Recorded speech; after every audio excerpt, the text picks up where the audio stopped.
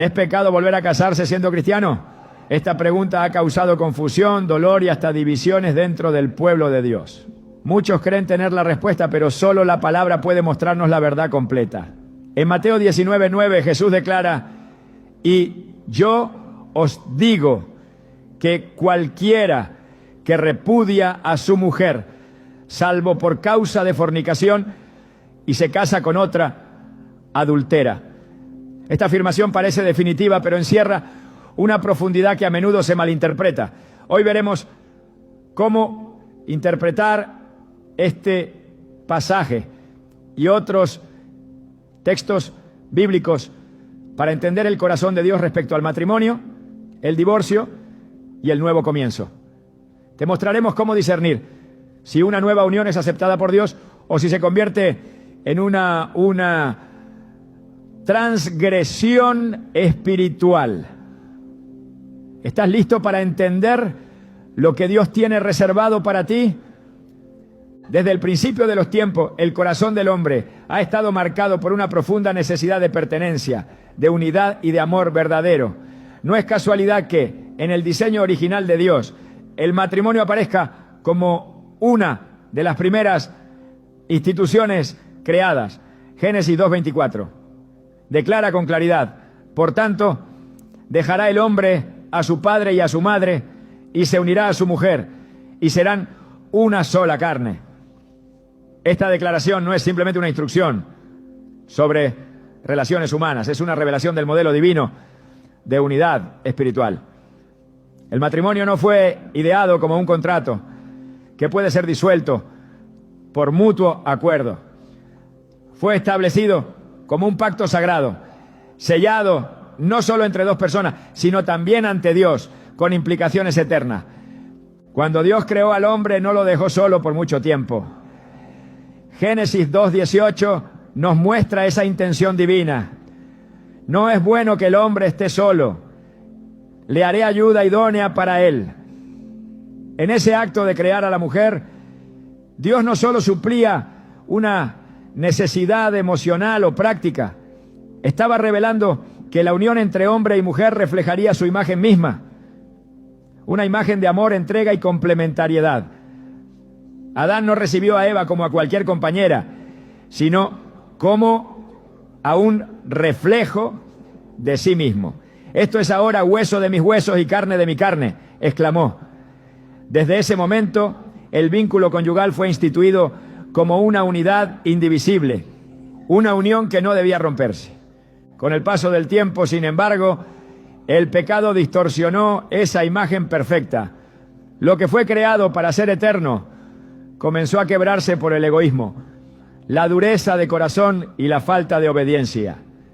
Jesús mismo reconoció esta realidad cuando al ser cuestionado por los fariseos sobre el divorcio, respondió en Mateo 19:8: por la dureza de vuestro corazón Moisés os permitió repudiar a vuestras mujeres, pero al principio no fue así. Esta frase es profundamente reveladora. Jesús no solo está señalando una concesión mosaica, está apuntando a la diferencia entre la voluntad permisiva de Dios y su voluntad perfecta. El principio permanece inmutable. Lo que Dios unió, no lo separe el hombre. Cuando analizamos la estructura espiritual del matrimonio, descubrimos que no se trata únicamente de promesas hechas en un altar. Es un reflejo del pacto de Dios con su pueblo. En Efesios 5:25-27, Pablo compara la relación matrimonial con la relación entre Cristo y la Iglesia. Maridos, amad a vuestras mujeres, así como Cristo amó a la Iglesia y se entregó a sí mismo por ella. ¿Qué tipo de amor es este? Un amor sacrificial, incondicional, que no busca lo suyo, que se mantiene firme incluso en medio de la traición y la debilidad. Ese es el modelo que el matrimonio fue llamado a reflejar. No es extraño entonces que el romper esa unión tenga consecuencias espirituales profundas. En el mundo actual, donde las relaciones se disuelven con la misma facilidad con la que se firman contratos, Este principio suena radical, pero la Biblia nunca ha prometido comodidad, ha prometido verdad. Y la verdad sobre el matrimonio desde la perspectiva divina es que fue creado para durar. No como una carga, sino como una bendición continua, un espacio donde el amor crece, la fe se fortalece y el carácter se forma. En un pacto no se busca la salida cuando las cosas se ponen difíciles. En un pacto se permanece, se lucha, se perdona y se vuelve a intentar. Uno de los errores más comunes es pensar que el matrimonio es simplemente una etapa más en la vida, que si no funciona puede dejarse atrás como quien cambia de empleo o se muda de ciudad. Pero en Malaquías 2:14 a 16, Dios mismo confronta esta actitud. Y preguntáis, ¿por qué? Porque Jehová ha atestiguado entre ti y la mujer de tu juventud, contra la cual has sido desleal, siendo ella tu compañera y la mujer de tu pacto. ¿No hizo él uno, habiendo en él abundancia de espíritu? ¿Y por qué uno? Porque buscaba una descendencia para Dios. Guardaos pues en vuestro espíritu y no seáis desleales para con la mujer de vuestra juventud, porque Jehová Dios de Israel ha dicho que él aborrece el repudio. Este pasaje no solo habla de deslealtad, habla de la traición a un pacto espiritual que va más allá de la legalidad. Un pacto que Dios mismo ha presenciado. En medio de tantas voces que buscan relativizar la santidad del matrimonio, esta verdad sigue en pie. El pacto matrimonial es una unión espiritual con propósito divino.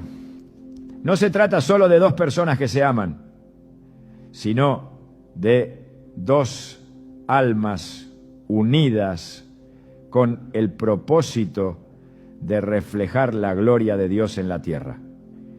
La familia que nace de ese pacto es una plataforma para el reino, una semilla de bendición para las generaciones, una trinchera contra las tinieblas del mundo. Por eso el enemigo ha atacado tan ferozmente el matrimonio desde el Edén hasta hoy, porque cuando destruye un matrimonio, no solo rompe un hogar, rompe un testimonio, una promesa, una misión espiritual.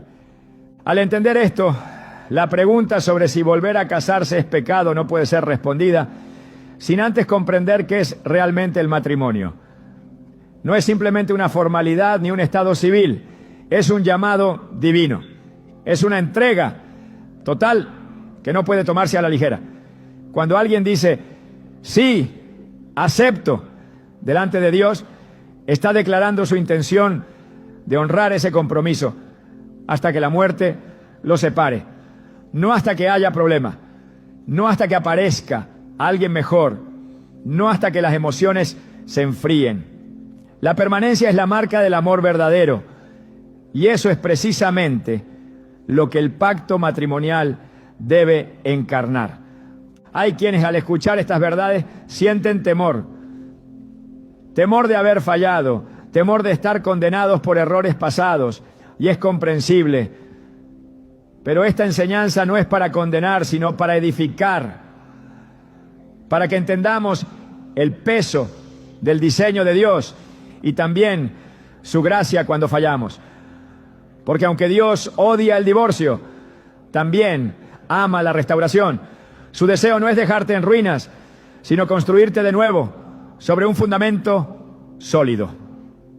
Pero ese nuevo comienzo no puede darse sin una verdadera comprensión del pacto que se rompió. No puede iniciarse un nuevo capítulo si no se ha cerrado el anterior de manera bíblica y espiritual. Jesús no evitó los temas difíciles. Él enseñó con firmeza, pero también con compasión. Y cuando habló del matrimonio, lo hizo para recordar al pueblo que la fidelidad no es una opción, sino un principio divino. En Mateo 19:6 lo dijo con claridad. Así que no son ya más dos, sino una sola carne. Por tanto, lo que Dios juntó, no lo separe el hombre. Esta unión es más que legal, más que emocional, es espiritual. Y toda decisión que afecte ese pacto debe ser tomada con temor de Dios y con discernimiento. Hay algo profundamente espiritual en mantenerse fiel a una promesa, incluso cuando las circunstancias son difíciles. Porque el matrimonio, como el Evangelio, no se trata de merecer, sino de amar. No se trata de recibir siempre lo que uno espera, sino de dar incluso cuando no se recibe. Esa es la naturaleza del amor que Dios nos mostró en Cristo, y ese es el amor que espera ver reflejado en nuestras relaciones más íntimas. Cuando comprendemos el valor del pacto, la pregunta sobre si es pecado volver a casarse no puede responderse superficialmente. No basta con buscar una justificación emocional o cultural.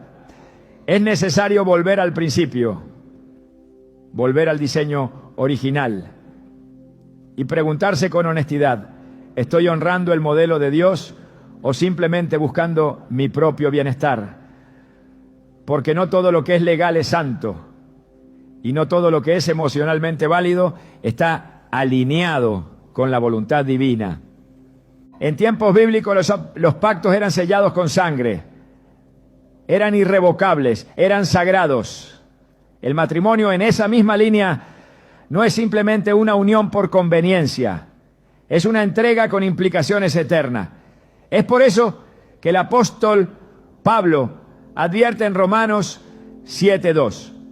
La mujer casada está sujeta por la ley al marido mientras éste vive. Pero si el marido muere, ella queda libre de la ley del marido. Este pasaje ha sido usado muchas veces para crear condenación, pero su intención es mostrar cuán serio es el pacto. No está hablando de imposibilitar la restauración, sino de recalcar que el matrimonio no es algo que pueda desecharse a voluntad. En la cultura moderna, donde la inmediatez rige, estas palabras suenan contraculturales. Pero el Evangelio siempre ha sido así, una contracultura que llama a morir al yo, a asumir compromisos eternos, a vivir con propósito eterno. El matrimonio, en ese contexto, no es un contrato, es una cruz, un llamado a morir a uno mismo para dar vida a otro. Y esa es una imagen poderosa del amor de Dios por nosotros. Quien comprende esto no entra al matrimonio a la ligera, ni lo rompe con facilidad, ni lo sustituye sin temor, porque sabe que no está jugando con emociones humanas, sino con realidades espirituales. Por eso, antes de plantearse volver a casarse, es imprescindible mirar hacia atrás, examinar el pacto anterior y buscar a Dios con todo el corazón. No para justificar una decisión, sino para alinear el corazón con su voluntad. En este viaje de comprensión y verdad, no hay espacio para la condenación sin redención. Porque el mismo Dios que instituyó el matrimonio también es el Dios que restaura lo quebrado. Pero esa restauración solo es posible cuando reconocemos primero el valor de lo que fue roto. Esta es la base sobre la cual todo lo demás en este tema debe edificarse. Una comprensión profunda del matrimonio como un pacto eterno, diseñado no por el hombre, sino por Dios, para reflejar su gloria en la tierra. Y si estás leyendo esto con un corazón herido, con el alma dividida entre el deseo de rehacer tu vida y el temor de estar en pecado, recuerda que este es solo el comienzo. Hoy solo hemos visto el fundamento. Lo que sigue es un camino de discernimiento, de verdad, de gracia y de obediencia. Un camino que no promete respuestas fáciles, pero sí verdades liberadoras. Y es en esa verdad donde comienza realmente la libertad. ¿Estás dispuesto a seguir profundizando? Porque apenas estamos comenzando a entender lo que Dios ha querido mostrarte. Desde las páginas más antiguas de la Escritura, la relación de Dios con su pueblo ha estado marcada por un profundo anhelo de fidelidad. No es un Dios distante ni indiferente a nuestras decisiones. Es un Dios que ama con celo santo, que vela por la pureza de sus pactos y que reacciona con intensidad cuando estos son quebrantados. La Biblia no guarda silencio respecto al divorcio. No lo trata como un error menor, ni como un asunto trivial. Por el contrario, lo presenta como una herida espiritual que rompe el orden que Dios estableció desde el principio. En Malaquías 2:16, una de las declaraciones más fuertes y reveladoras se levanta como una advertencia clara, porque Jehová, Dios de Israel, ha dicho que Él aborrece el repudio. Esta no es una mera expresión de disgusto. La palabra aborrece en este contexto comunica una repulsión profunda, una ofensa directa a la santidad del vínculo matrimonial. No se trata solo de una separación física o legal, es la traición a un pacto sagrado, un reflejo de infidelidad hacia el diseño divino. Malaquías no está hablando a incrédulos ni a naciones paganas, está hablando al pueblo de Dios, a aquellos que habían entrado en alianzas delante del Señor y luego las desecharon por conveniencia o egoísmo. Es un recordatorio solemne de que Dios no observa nuestras decisiones desde la distancia, sino que Él mismo es testigo de cada pacto hecho en su nombre. El texto continúa diciendo: guardaos pues en vuestro espíritu y no seáis desleales. El divorcio no es solo una ruptura relacional, es una manifestación de deslealtad espiritual. No solo hacia la otra persona, sino hacia el Dios que estuvo presente cuando se unieron en una sola carne. Esta perspectiva bíblica no está sujeta a cambios culturales ni a nuevas interpretaciones sociales.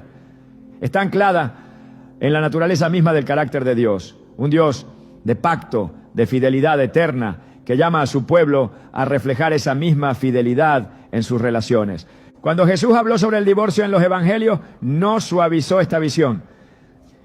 En Mateo 19, 3-6, cuando los fariseos le preguntaron si era lícito al hombre repudiar a su mujer por cualquier causa, él respondió volviendo al principio. No comenzó con las leyes mosaicas ni con las costumbres rabínicas. Comenzó con la creación. ¿No habéis leído que el que los hizo al principio, varón y hembra los hizo? Y dijo: por esto el hombre dejará padre y madre y se unirá a su mujer, y los dos serán una sola carne. Luego añadió: así que no son ya más dos, sino una sola carne. Por tanto, lo que Dios juntó, no lo separe el hombre. Esta respuesta no deja espacio para ambigüedades. Jesús no está debatiendo una norma civil, está restaurando la visión original de Dios sobre el matrimonio, recordando que toda separación atenta contra el diseño eterno. Los fariseos, al escuchar esto, replicaron con una pregunta que ha resonado a lo largo de los siglos: ¿por qué pues mandó Moisés dar carta de divorcio y repudiarla? Es aquí donde Jesús revela una verdad que confronta profundamente. Por la dureza de vuestro corazón, Moisés os permitió repudiar a vuestras mujeres, mas al principio no fue así. En esta frase Jesús distingue entre la voluntad permisiva de Dios y su voluntad perfecta. No es que el divorcio sea parte del plan divino, sino que fue tolerado temporalmente por causa del pecado humano. Es decir, la existencia del divorcio en la ley no lo legitima espiritualmente.